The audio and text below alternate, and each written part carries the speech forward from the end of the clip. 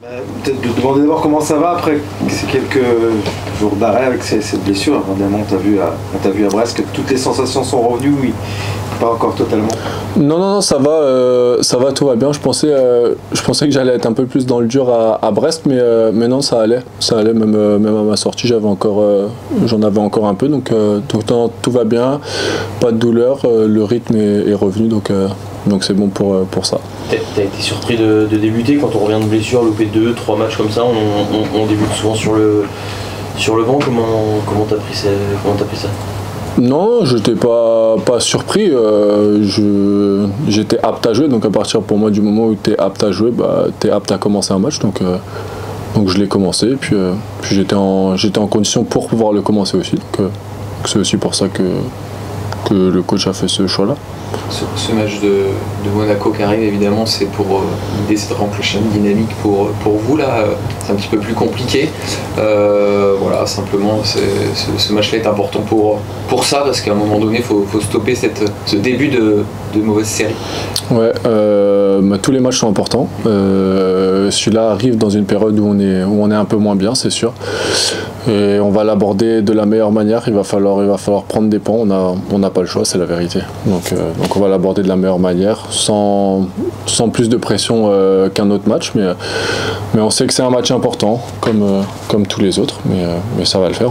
On a travaillé cette semaine, donc il n'y a pas de raison que ça se passe pas bien. On est préparé à ça en tout cas. C'est aussi juste avant une trêve qui va faire du bien à l'effectif pour souffler un peu. L'idée, c'est de mettre un dernier coup de collier avant d'avoir quelques jours de souffler un peu, notamment pour ceux qui sont pas internationaux. Oui, je pense que c'est vrai, c'est les bons mots. Il va falloir faire un bon résultat avant de partir un peu se vider la tête. Je pense que cette trêve, elle va faire du bien à tout le monde. Pour certains de partir ou de revoir des proches, etc., de souffler, de couper un peu du foot. Je pense que ça va faire du bien à tout le monde. Et en cas de bon résultat, cette trêve, je pense, va faire du bien à la tête. Si on fait un parallèle avec la saison dernière, par exemple, cette trêve à cette période-là, c'était à peu près la même période, elle avait fait beaucoup de bien parce que l'équipe était un peu dans le dur. Et elle avait permis de régénérer aussi le groupe. Il y avait des joueurs aussi comme toi, comme Florent aussi, qui avaient intégré un petit peu le 11 aussi.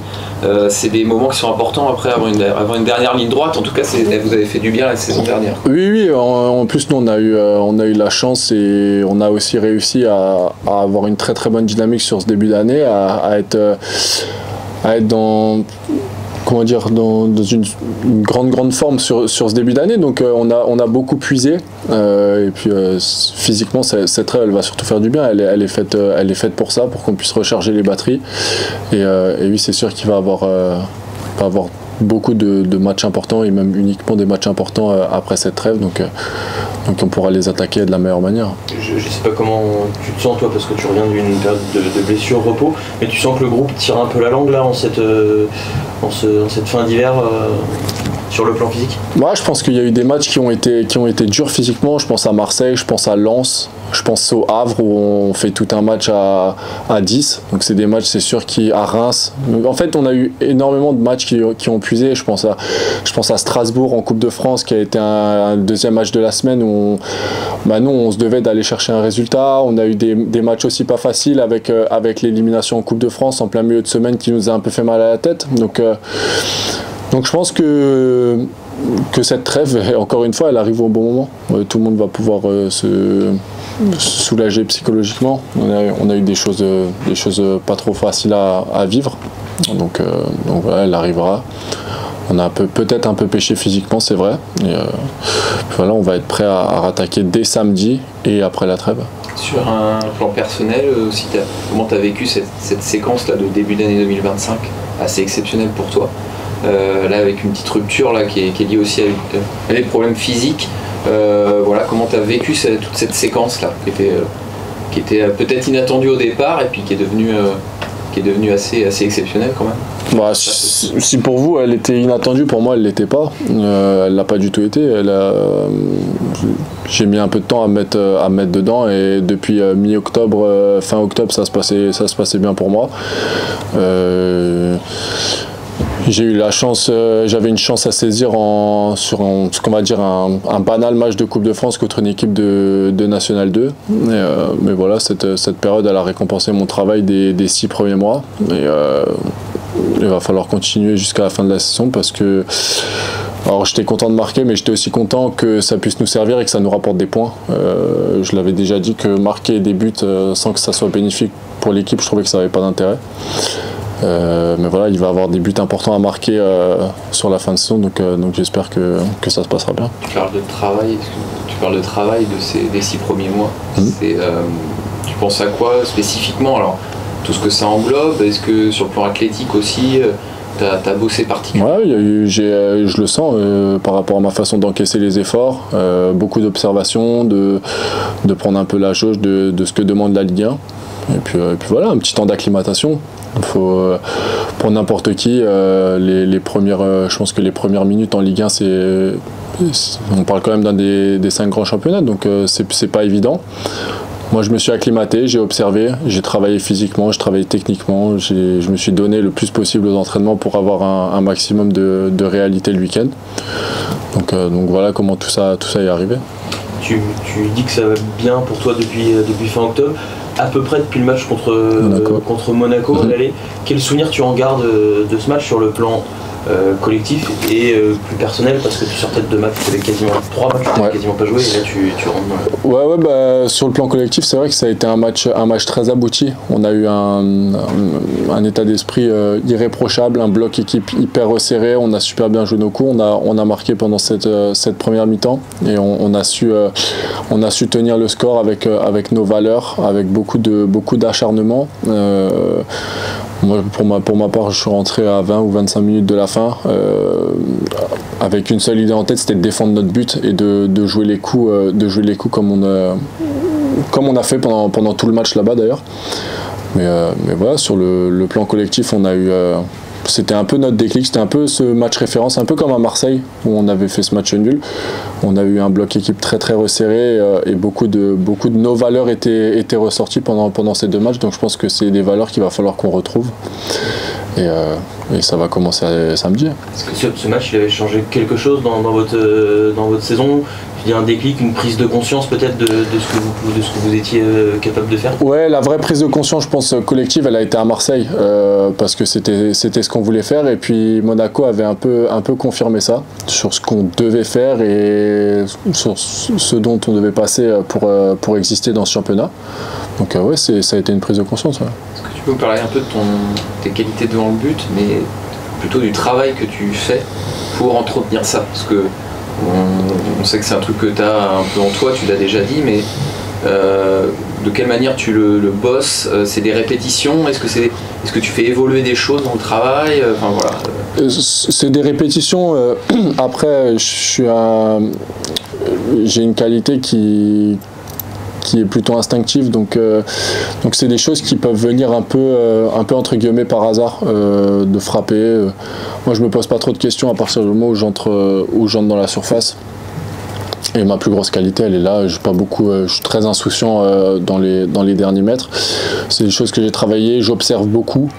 J'observe les attaquants, j'observe les matchs, je regarde ce qu'ils font sur les déplacements, etc. Donc, mais devant le but, c'est des choses qui sont un peu instinctives. Après, je les répète. Il y a du travail, juste ce qu'on appelle du travail de pied, avec travailler un geste. Mais sinon, c'est à part faire de la répétition et jouer tous les ballons. Moi, je joue tous les ballons à fond, à 100%. Les ballons devant le but, c'est des choses que je néglige pas, et je pense que c'est très très important pour ça. Sur les déplacements, par contre, tu dis il y a de l'instinct évidemment, malgré tout il y a de la réflexion aussi, même si ça va très vite. Je pense que c'est ton but contre Brest, où tu fais un déplacement, Brest, Auxerre, ouais, pardon, où tu pars de loin. Enfin, il y a une observation aussi, il n'y a pas que de l'instinct. Non, ça c'est les déplacements, c'est des choses qui sont travaillées, c'est des choses que j'observe et c'est des choses que je sais faire, depuis quelques temps. Et à tous les niveaux, c'est des choses qui passent. Donc Donc si c'est passé à certains niveaux, en Ligue 1 ça passera aussi avec une autre intensité et du réalisme plus appuyé devant la cage, mais il y a des basiques entre guillemets, que ce soit en Ligue 1, en Ligue 2 ou peu importe, en Ligue des Champions, ça passera quand même. Tu bosses plus quand des périodes où tu marques moins, ou au contraire c'est une routine, enfin une routine entre guillemets, non, tout travail est récompensé, donc si tu travailles moins, tu seras moins récompensé, donc que je marque ou que je marque pas, ça n'a aucune importance pour moi au niveau du travail. Non, pas du tout. Tu te surprends, tu dis que tu es instinctif, que tu réfléchis pas forcément quand le ballon est dans la surface. Est-ce qu'une fois que tu as fait le geste, tu dis oh, putain j'ai fait ça, est-ce qu'à un moment donné presque les pieds vont plus vite que la tête quoi? Non, mais c'est...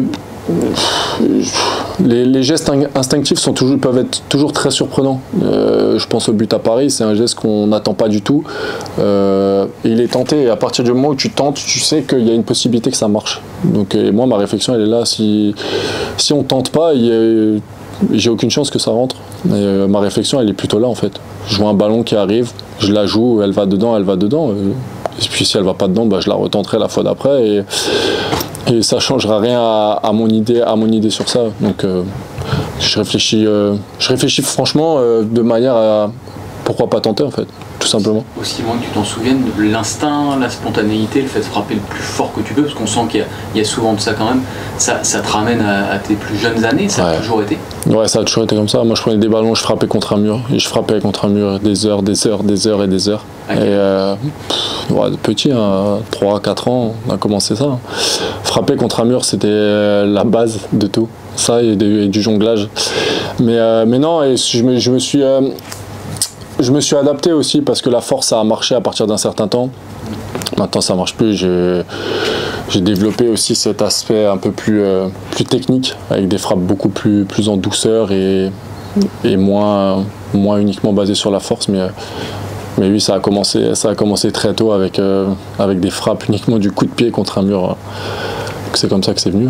Et cette adaptation par rapport à tout moment, tu dis que tu développes d'autres techniques de frappe, cette adaptation par rapport à la Ligue 1, dans ton observation, ça t'a obligé à développer quoi? Sachant qu'effectivement, on l'a tous dit, le prototype d'attaquant de Ligue 1 maintenant qui tient la balle tout seul devant, c'est quelqu'un de plus grand que toi, peut-être plus costaud, des plus rapides que toi, il y en a aussi, mais tu arrives à te créer des situations de frappe autrement.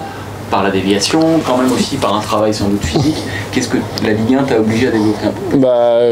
Déjà, moi je pars du principe qu'il faut jouer avec ses qualités. Je vais pas aller jouer 50 duels dans un match alors que je vais jouer contre des défenseurs qui font une tête et demie de plus que moi, sûrement 15 kilos de plus. Moi j'essaye de me déplacer, d'être moins dans le contact. Par contre, dans les duels, j'essaye d'en mettre plus qu'eux, pour leur faire comprendre que moi je suis là et que malgré mes 1m80, mes 76 kg, pour eux ça va être dur aujourd'hui et que je vais essayer de leur imposer tout ce que je peux leur imposer. Et puis après, me déplacer, être le moins possible dans le contact et c'est comme ça que j'arrive à me créer des situations. Tu dis que tu as ça depuis tout jeune, face au but, la frappe. Est-ce que tu te souviens à un moment donné d'avoir pris conscience de ces qualités et te dire que c'est là-dedans que tu veux aller et qu'il faut le travailler et que tu pourrais en faire quelque chose, je sais pas, peut-être en poussin, benjamin, tu t'es rendu compte qu'il y avait vraiment quelque chose? C'est venu très vite, c'est venu très vite à l'âge de 10-11 ans. En fait, c'était pas quelque chose qui ressortait, mais c'était uniquement ça qui m'apportait en fait. Moi, je voulais juste marquer des buts. Il n'y avait que ça qui m'apportait. Si je voyais un but, même pour rigoler avec des amis, marquer des buts, il n'y avait que ça qui m'intéressait. Il n'y a que ça qui m'intéresse d'ailleurs. Moi, ça fait partie de moi, ça fait partie de ma personnalité, du joueur que je suis. Mais marquer des buts, il n'y a que ça qui m'intéresse depuis que j'ai 5, 6, 7 ans. Il n'y a que ça qui m'intéresse. Tu as déjà joué à un autre poste, non? Ouais, j'ai déjà joué à un autre poste. J'ai déjà joué dans le couloir droit. J'ai déjà joué ici. J'ai déjà joué sous l'attaquant. Et moi, marquer des buts, c'est jamais, non. Ouais. Jamais. Non, c'est pas fait pour moi ça. C'est pas fait pour moi ça. Tu te souviens de tous les buts que t'as marqués depuis tout gamin? Enfin, c'est. Déjà en senior, à partir du moment où j'ai joué uniquement en senior, je me rappelle de tous. Ouais, tous. Est-ce que tu bosses travail invisible aussi par rapport à cette qualité spécifique de buteur? Je sais pas, du travail mental à côté particulier pour entretenir ça? J'en ai fait à un moment donné, quand j'étais à Orléans, où j'ai travaillé avec un préparateur mental, et il y a des choses que je garde des routines que je garde toujours par rapport à ça. On avait bien bossé sur une année. Et ouais, il y a des choses que j'ai gardées, mais c'est vraiment, je peux même pas en parler parce que c'est des trucs qui sont vraiment minimes, mais c'est des détails, mais que j'ai gardés par rapport à ma préparation d'avant-match ou de la veille de match, tout simplement. Tu te considères comme le leader d'attaque de cette équipe? Parce que tes concurrents, entre guillemets, n'ont pas pris la place. Est-ce que pour toi c'est clair? Bah, on est deux attaquants. Maintenant, j'évolue le plus souvent avec Imad. Donc notre leader offensif reste Imad. On va pas se mentir et on va pas inventer quelque chose. Moi, la seule chose que j'ai en tête avec Imad, c'est qu'on aide l'équipe à gagner les matchs et à se créer le plus d'occasions possible. Moi, je m'entends très très bien avec lui. Et nous, la seule idée qu'on a en tête, c'est d'aider le plus possible l'équipe sans se poser la tête de qui va marquer ou qui va faire les passes décisives. Non, nous, notre but, c'est sûr de marquer des buts, mais il faut qu'on aide l'équipe. Ouais. Finalement, ça fait 7 matchs que tu n'as pas marqué en lien, dont 2 que tu n'as pas joué évidemment. Ça commence à démanger là un peu Non, mais ça me démange même quand je marque pas pendant un match. Hein. À partir du moment où tu as goûté à cette saveur, tu la veux tout le temps. Alors oui, c'est long et ça m'a énervé de ne pas pouvoir jouer ces 2 matchs. C'est 3 matchs.